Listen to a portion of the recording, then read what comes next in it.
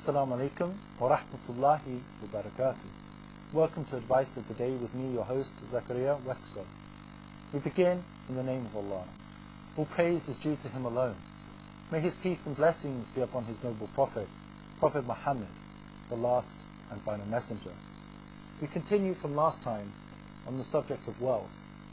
How can we remedy insatiable quest for wealth and greed and acquire contentment?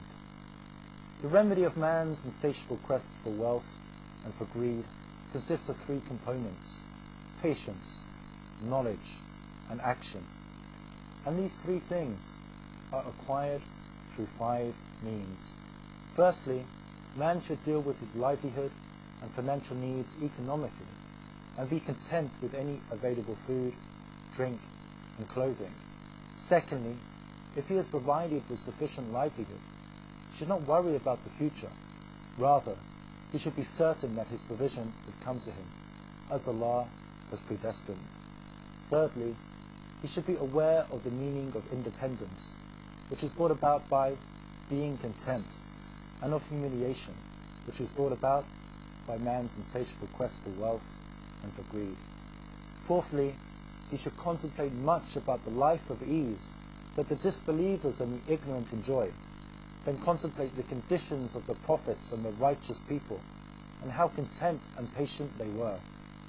This will encourage him to be content with his provision, no matter how little it is, and not to be seduced by the enjoyment of those disbelievers or ignorant people who do not know the purpose for which they were created, nor are they able to fulfill it.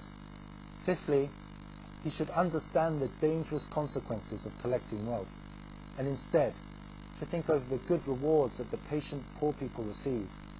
It is also recommended to look at those who are poorer than him.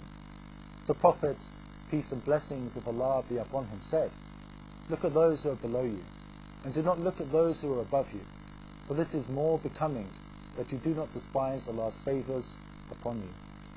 The Messenger of Allah, peace and blessings of Allah be upon him, he said, "By Allah, it is not poverty that I am afraid of for you.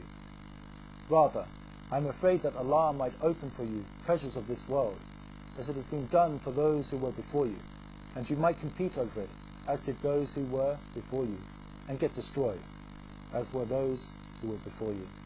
And he, peace and blessings of Allah be upon him, he said, "Every nation has a trial, and the trial of this ummah, the trial of this nation, is money."